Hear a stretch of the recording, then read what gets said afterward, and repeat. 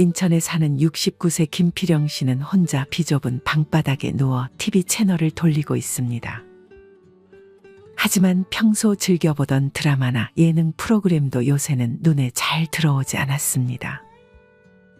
김 씨는 냉기로 가득한 방에서 이불로 몸을 둘둘 감은 채 잠을 청하려 눈을 감았습니다. 그 상태로 몇 시간이 지나 눈을 뜬 김 씨는 얼굴 한쪽에 감각이 없어졌음을 느꼈습니다. 뭔가 이상하다 싶어 거울을 쳐다본 김 씨는 입이 돌아간 자신의 모습을 확인할 수 있었습니다. 바로 병원을 찾은 김 씨는 안면 신경마비 진단을 받았습니다. 김 씨는 자신의 노년이 이렇게 비참해질 줄은 정말 꿈에도 몰랐습니다. 김 씨는 성인이 되기 전부터 일을 시작해 쉬지 않고 일을 했습니다. 공사장은 물론 몸으로 할 수 있는 일은 마다하지 않고 어쩔 때는 일주일 내내 일만 하기도 했습니다. 그렇게 열심히 일해 모은 종잣돈을 가지고 김 씨는 40대부터 식당을 차렸습니다. 아내가 극구 말렸지만 이제는 힘든 막노동을 할 몸 상태가 아니었습니다. 하지만 식당은 김 씨의 생각처럼 잘 되지 않았습니다. 아내와는 결국 이혼했고 김 씨는 적자에 시달리다 식당을 접고 다시 공사장으로 향했습니다. 김 씨는 그렇게 몇 년은 하루 벌어 하루 먹고 사는 삶을 반복했습니다. 김 씨는 작은 반지하 원룸에서 그렇게 20년이 넘는 세월을 흘려보냈습니다. 나이 앞자리가 하나씩 바뀔수록 몸도 예전과 같지 않았습니다. 그렇게 시간이 흐른 현재 한 번도 겪어보지 못한 안면마비, 입이 돌아간 자신을 거울로 보고 있자니 헛웃음만 나왔습니다. 마치 이제부터 노년의 고통이 시작될 것이라는 신호탄인 듯 했습니다. 김 씨는 그래도 아직 2다리 멀쩡했지만 이젠 그 어떤 인력 사무소에서도 70 가까운 김 씨에게 일을 주려고 하지 않았습니다. 그나마 원룸 집주인의 도움으로 노동일을 하며 월세도 내고 밥도 굶지 않을 수 있었는데 올해부터는 이제 벌이가 하나도 없었습니다. 매달 김 씨에게 들어오는 수입은 기초연금 34만 원이 전부였습니다. 김 씨의 사정을 아는 원룸 주인은 김 씨에게 한동안 월세를 받지 않고 있지만 이 친절이 언제까지 갈지 김 씨는 알 수 없었습니다. 김 씨는 구청을 찾아 일자리를 신청하고 구청이 추천해준 대학병원 청소직을 지원했지만 아직까지도 연락이 없었습니다.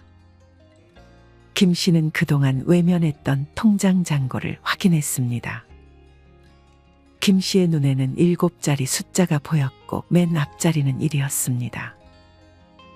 김 씨는 100만 원 남짓한 돈이 남아있었고 이걸로 길어야 3개월 정도 버틸 수 있겠구나 생각했습니다. 김 씨는 한숨을 내쉬고 밖으로 나왔습니다. 김 씨는 어디 돈 나올 구멍이 없나, 땅에 500원 떨어진 거 없나 기대하며 이제는 걸을 때 항상 바닥을 쳐다보며 걸었습니다.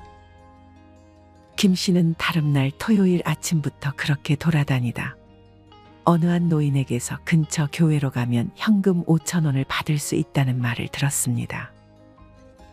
노인은 자기를 따라오라며 김 씨를 리드했고 김 씨는 반신반의하면서도 생전 가본 적 한 번 없는 교회로 향했습니다. 시간은 오전 9시 30분쯤이었고 그 교회 앞에는 무려 50m가 넘는 줄이 늘어서 있었습니다. 이 정도면 우리도 받을 수 있겠네. 노인은 김 씨를 안심시켰습니다. 이 교회에서는 매주 토요일마다 예배에 참석한 65세 이상 노인 500명에게 선착순으로 현금 5천 원을 주고 있는 것 같았습니다.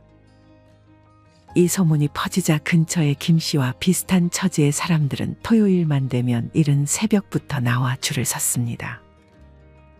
김 씨는 오른쪽 옆자리 노인에게 말을 걸었습니다. 들어보니 이 80대 노인은 오전 7시에 나와 경기 군포역에서 무료 지하철을 타고 수차례 환승을 거쳐 8시 30분에 교회에 도착했고 여기 모인 사람들 중에는 충남 아산과 경기 포천에서 오는 사람도 있다고 했습니다. 평소엔 김치에 밥만 먹는데 이거 받은 날에는 따끈한 국밥이나 국수 한 그릇 먹을 수 있어서 좋아. 김 씨는 그 말을 듣고 왠지 씁쓸했습니다. 김 씨는 이번엔 왼쪽 옆자리 할머니에게도 말을 걸었습니다. 80세 정도 된 이 할머니는 인천 지하철 1호선 작전역에서 내려 교회까지 1.4km나 걸어왔다고 했는데 아직도 숨이 찼는지 숨을 헐떡이고 있었습니다. 이 할머니는 이렇게 모은 돈으로 맛있는 거 사 먹지 않고 꼬박꼬박 모아놓고 있다고 했습니다. 자식한테 손을 벌리지 않으려는 할머니의 의지가 느껴졌습니다. 김 씨는 이후 매주 토요일마다 교회로 향했습니다. 하루는 늦잠을 자 뒤늦게 교회를 갔는데 이미 정원이 차 있어 김 씨는 다시 집으로 돌아가야 했습니다. 저기 부천에 있는 교회로 가보시오. 거기 가면 짜장면이라도 먹을 수 있을 거요.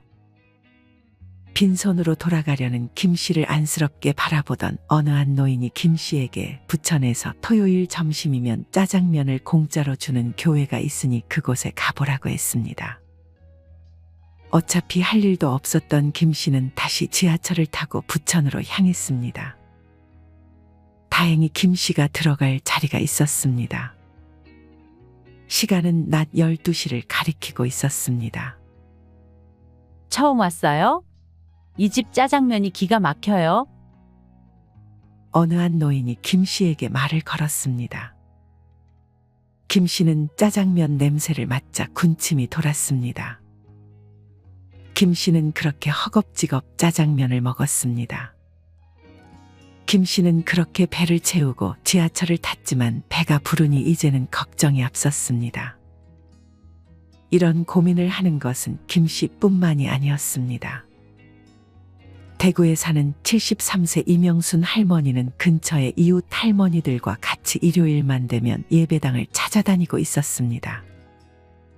임 씨는 한 곳만 방문하는 것이 아니라 여러 예배당을 방문했습니다. 여러 예배당에 방문하려 이른 시간부터 임 씨는 외출 준비를 해 밖으로 나섰습니다. 일요일은 임 씨에게 가장 바쁜 날이었습니다.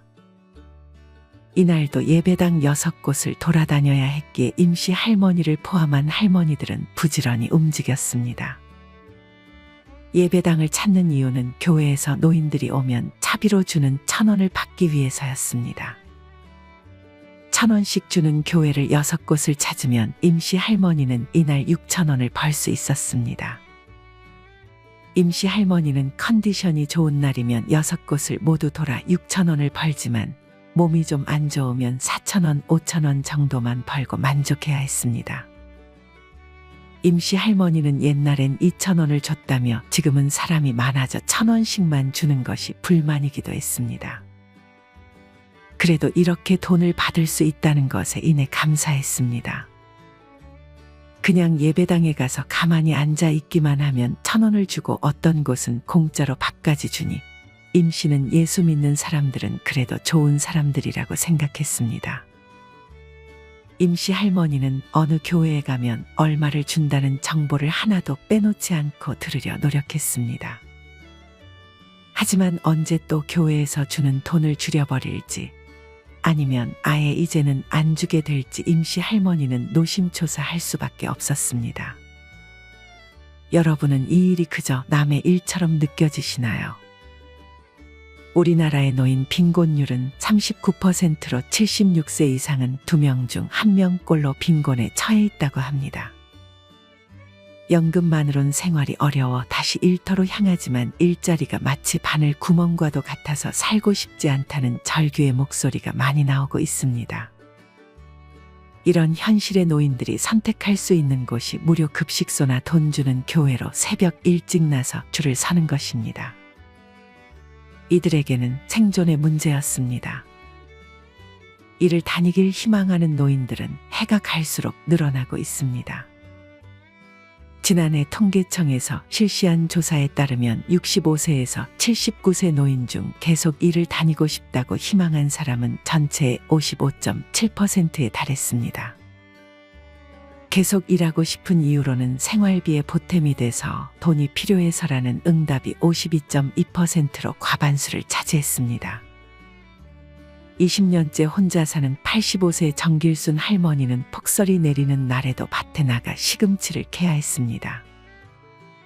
할머니는 공공 일자리 사업을 통해 일자리를 구했는데 허리가 아파도 먹고 살려면 안 할 수가 없어 아픈 몸을 이끌고 나가야 했습니다.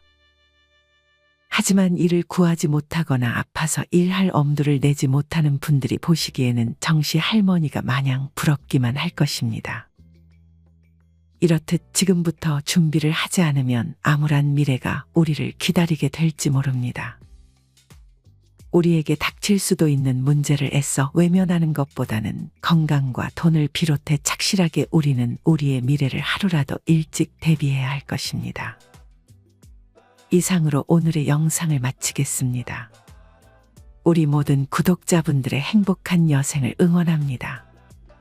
다음에 더 좋은 내용으로 찾아뵙겠습니다. 감사합니다.